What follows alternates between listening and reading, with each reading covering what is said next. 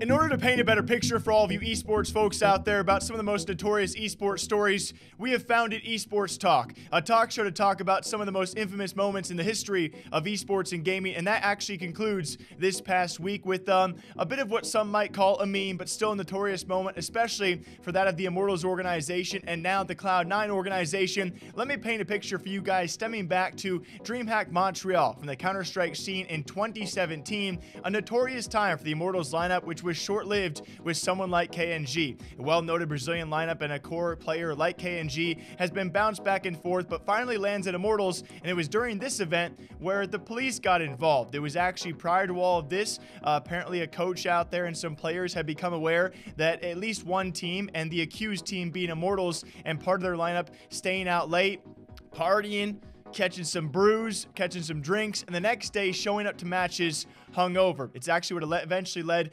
Counter-Strike member and pro player, or maybe former CS pro player, that being FNS, to make the remark that he was upset that he had lost to 3 hungover players. This moment in history led to one of the most infamous tweets next, which was KNG replying a simple, "Prove it, or I'll kill ya." Every time, man. And it was this very moment that led to police getting involved, because you cannot openly, especially on social media, make a threat like this.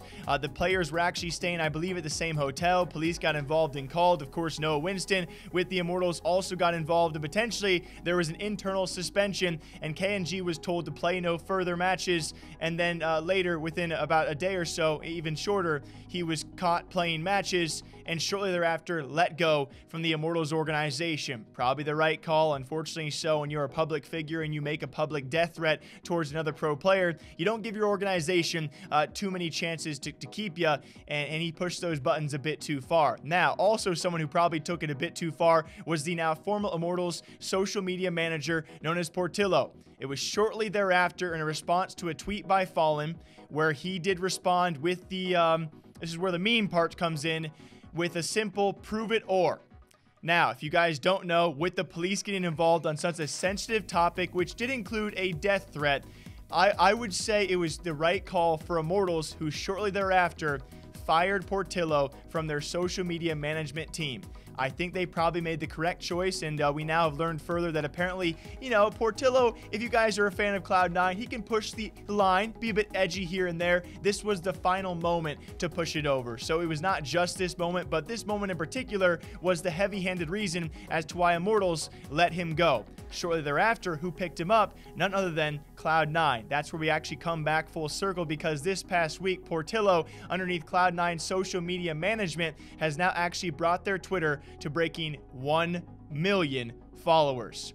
It's kind of crazy to look back during these moments, because I was actually formerly on my CSGO news channel covering the KNG death threats, and to see these weird things go full circle, you know, the Immortals social media manager, who infamously, notoriously memed the "prove it or I'll kill you" line, he got fired by Immortals, hired by Cloud9, and now years later I'm covering the same guy breaking 1 million followers for their social media accounts. Dude, life is weird and life is funny, and I'm so glad I can actually share this story with all of you guys, how an Immortals meme / death threat turned into 1 million Cloud9 Twitter followers. You never would have known. Hey, some people out there are probably like, yo, this is news to me, and that's my job. Hope you guys all enjoy. What do you think about this one? Certainly a weirder episode here at Esports Talk, but one I certainly enjoyed covering for all of you watching. Until next time, you know what to do.